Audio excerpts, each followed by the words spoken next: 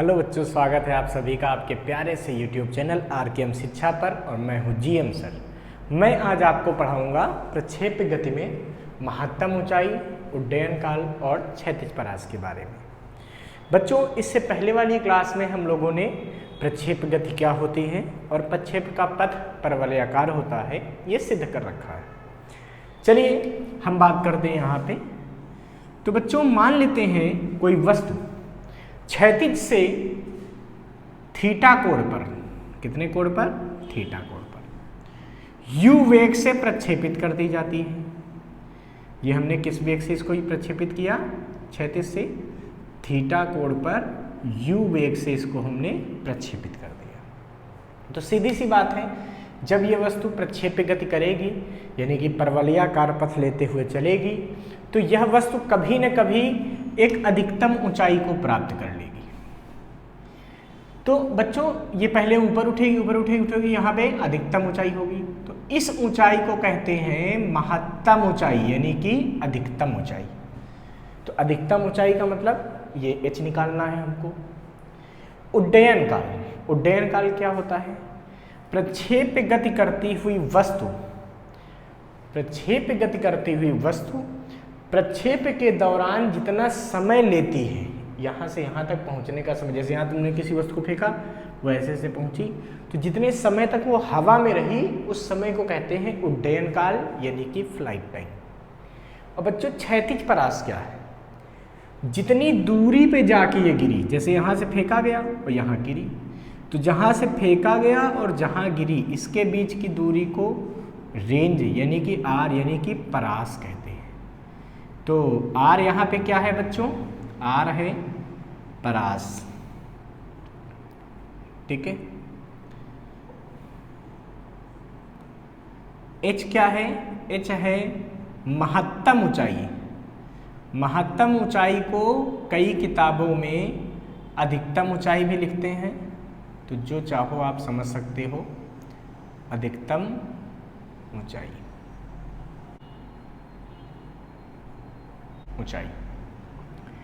और टी को लिखते हैं उड्डयन काल, ठीक है। ये तीनों चीजें हमको ज्ञात करनी है। तो बच्चों, आपको पता है जब किसी वस्तु को u वेग से फेंकोगे तो इस वस्तु के वेग के दो घटक हो जाते हैं। एक घटक क्षैतिज दिशा में होगा, वो क्या होगा? u cos theta. ये वस्तु का क्षैतिज वेग कहा जाएगा, इसको ux से लिख देंगे। एक वेग इसका ऊर्ध्वाधर ऊपर की तरफ शुरुआत में होगा, इसको u sin थीटा लिखते हैं। ये y अक्ष में वेग है इसीलिए इसको लिखते हैं uy। अर्थात ux जो u cos थीटा लिख रहे हो ये क्या है? ये क्षैतिज वेग है, ठीक है। जबकि जो uy है बच्चों, u sin थीटा, इसको हम लोग कहते हैं ये क्या है? ये ऊर्ध्वाधर वेग है, ठीक है। अब क्या है, आपको पता है जैसे जैसे वस्तु यहाँ से मान लो O बिंदु से फेंकी, जैसे जैसे ऊपर जाएगी इसका ऊर्ध्वाधर वेग घटता जाएगा और अधिकतम ऊंचाई पे इसका ऊर्ध्वाधर वेग 0 हो जाता है। अधिकतम ऊंचाई पे वस्तु का ऊर्ध्वाधर वेग क्या हो जाता है? 0 हो जाता है। फिर वस्तु नीचे गिरती और यहाँ Q पॉइंट पे गिर गई। फिर से ऊर्ध्वाधर वेग उसमें बढ़ता जाएगा, नीचे गिरने पर नीचे की तरफ बढ़ेगा और यहाँ पे उतना ही हो जाएगा जितना शुरुआत में। तो बच्चों, सबसे बड़ी बात ये आई है कि हमको पता चल गया कि O से P तक जब वस्तु गई तो वस्तु का ऊर्ध्वाधर वेग कम होते होते यहाँ पे 0 हो गया। P बिंदु पर ऊर्ध्वाधर वेग 0 हो गया। अर्थात O से P की ऊर्ध्वाधर कौन सी गति लेंगे यहाँ पे? ऊर्ध्वाधर, ठीक है, गति के लिए O से P की ऊर्ध्वाधर गति के लिए। तो देखिए, हम यहाँ पे तीसरी गति के समीकरण का इस्तेमाल करेंगे। तो क्या आ जाएगा? Vy स्क्वायर मतलब अंतिम वेग का स्क्वायर बराबर प्रारंभिक वेग का स्क्वायर माइनस 2gh होता था ना, v स्क्वायर बराबर u स्क्वायर माइनस 2gh। वहाँ से अब सारा मान हम यहाँ रख देंगे तो वी वाई की जगह कितना हो गया देखो u भाई वी वाई मतलब अंतिम वेग कितना हो गया देखो यहाँ पे अंतिम वेग 0 हो गया, तो 0 का स्क्वायर बराबर यू वाई कितना है देखिए u साइन थीटा, तो u साइन थीटा का स्क्वायर माइनस 2gh। तो देखिए 2gh कैसे निकलेगा, ये बराबर हो जाएगा u square sine square theta, तो h बराबर हो जाएगा u square sine square theta upon 2g। ये अधिकतम ऊंचाई का सूत्र आ गया। ये किसका सूत्र आ गया, ये सूत्र आ गया है अधिकतम ऊंचाई का। ये क्या निकल आया, ये आ गया बच्चों अधिकतम ऊंचाई। ठीक है, अच्छा अब हम बच्चों यहाँ पे उड्डयन काल का सूत्र निकालेंगे। किसका निकालेंगे, उड्डयन काल। तो उड्डयन काल का सूत्र कैसे निकाल सकते हो, तो देखो उड्डयन काल क्या होता है मैंने बताया, यहाँ से वस्तु फेंकी जाएगी तो जितनी देर तक हवा में रही मतलब O से Q तक जाने में जो समय लगा वो उड्डयन काल। अब आपको पता होना चाहिए कि जैसे O से P तक जाने में जितना समय लगेगा वस्तु को, उतना ही समय P से Q तक जाने में लगेगा। ये तो पता है, जब कोई वस्तु फेंकी जाती है तो जितना समय वो ऊपर तक जाने में लेती है उतना ही समय वापस आने में लेती है। बस केवल फेंकने वाले और जहाँ वस्तु गिर रही वो दोनों ऊंचाइयाँ समान हो, मतलब जैसे यहाँ से फेंक रहे तो यहीं पे कैच कर लो। अब ये नहीं कि यहाँ से फेंको और कैच तीसरी मंजिल नीचे जाके करो, तो समय अलग अलग हो सकते हैं। ठीक है, तो कुल मिला के O से P तक जाने का समय बराबर P से Q तक जाने का समय। अब इसके लिए बच्चों हम क्या करेंगे, मान लेते हैं O से P तक जाने में उसको समय लगता है स्मॉल t, तो P से Q तक भी जाने में समय क्या लगेगा स्मॉल t। हम यहाँ पे क्या करेंगे स्मॉल t निकाल देंगे और फिर t प्लस टी यानी कि 2t निकाल देंगे, वही कुल समय निकल आएगा यानी कि उड्डयन काल निकल आएगा। स्मॉल t का मान निकालने के लिए बच्चों हम क्या करेंगे, लिखेंगे O से P की ऊर्ध्वाधर गति के लिए, अभी भी कौन सी गति हम बात करने जा रहे हैं, ऊर्ध्वाधर गति के लिए।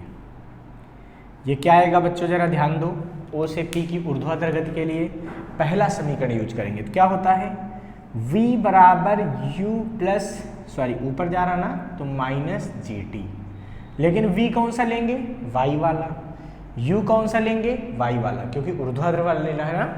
अब देखो अंतिम वेग P बिंदु पर कितना हो गया ऊर्ध्वाधर वाला 0 हो गया, अर्थात ये आ गया 0 बराबर U sine theta minus GT।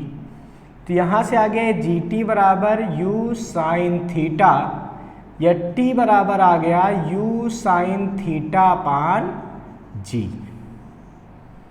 तो T कितना आया U sine theta upon G। तो ये तो बच्चों T आया। अभी हमको क्या निकालना है, हमको कुल समय निकालना है। इसका अर्थ ये हुआ कि अर्थात O से Q तक जाने में लगा कुल समय।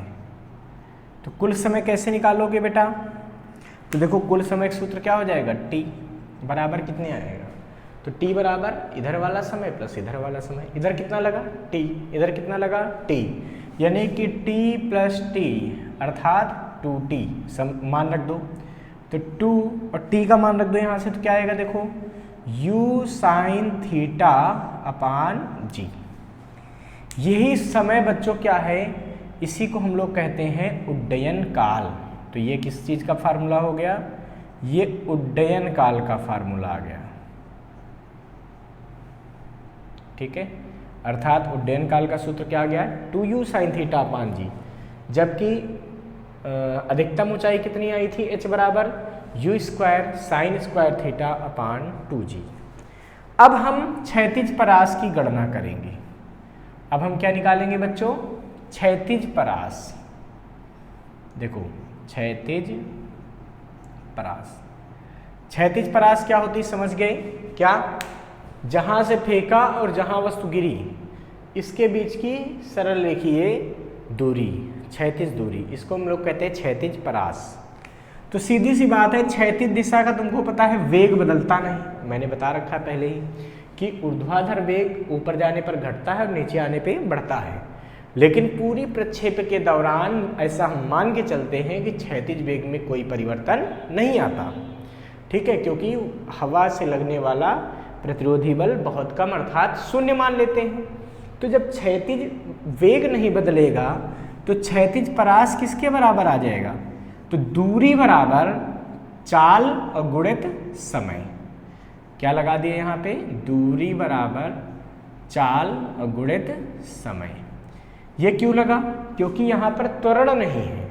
जब त्वरण नहीं होता है तो दूरी बराबर चाल गुणित समय आप लगा लीजिए, आराम से आ जाएगा। दूरी कितनी चला r, चाल कितनी है क्षैतिज में u cos थीटा, और समय कितना लगा कुल समय t, मान रख दीजिए बच्चों। तो r बराबर आ जाएगा ux मतलब u cos थीटा और इंटू t का मान देखो कितना है, यहाँ से देखो t कितना है 2u sin theta upon g, तो यह आ जाएगा 2u sin theta upon g। अब इसको मल्टीप्लाई कर लो तो ये क्या आएगा, देखिए u स्क्वायर, u से u का गुणा u स्क्वायर, तो बचेगा u square 2 sin theta cos theta. 2 sin theta cos theta क्या होता है, sin 2 थीटा का सूत्र है, sin 2 थीटा बराबर 2 sin theta cos theta upon में g। ये परास का सूत्र हो गया, अर्थात ये क्या आ गई हमारी r बराबर u square sin 2 theta upon g। ये आ गया बच्चों परास, ठीक है। तो यहाँ से हम लोगों ने देखा अधिकतम ऊंचाई कितनी होती है u square sine square theta upon 2g, उड्डयन काल कितना होता है 2u sine theta upon g, और क्षैतिज परास क्या होती है u square sine 2 theta upon g। तो यहाँ तक बच्चों आप इसको नोट कर लीजिए फटाफट।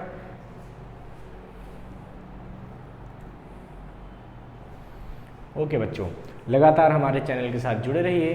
Thank you.